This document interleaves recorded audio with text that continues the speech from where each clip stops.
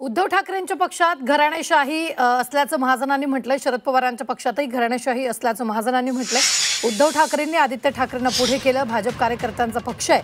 गिरीश महाजन यांनी हे विधान केले. नाशिकमध्ये अनेकांनी भाजपमध्ये प्रवेश केला. यावेळी बोलताना भाजपात घराणेशाही चालत नाही, भाजप हा कार्यकर्त्यांचा पक्ष असल्याचं महाजनांनी म्हटलंय. पुन्हा आपण काय समजू लक्षात घ्या, बाकी पक्षांच्या बाबतीमध्ये कशी परिस्थिती आहे. शरद पवार साहेबांचा पक्ष आहे, ते निवृत्तीच्या मार्गावर आले. त्यांना पुढचं त्यांचा अध्यक्ष निवडायचं आहे.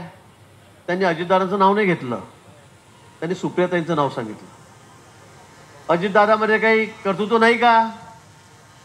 आहे, होतं, पण पुतळ्यापेक्षा मुलगी बरी.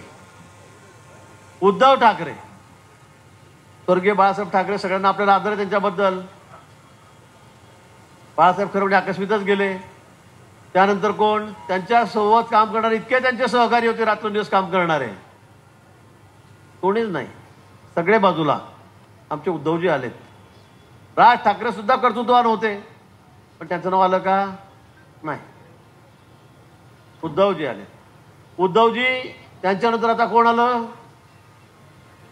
आदित्यजी, छोटे राजकुमार, म्हणजे सगळे गेले.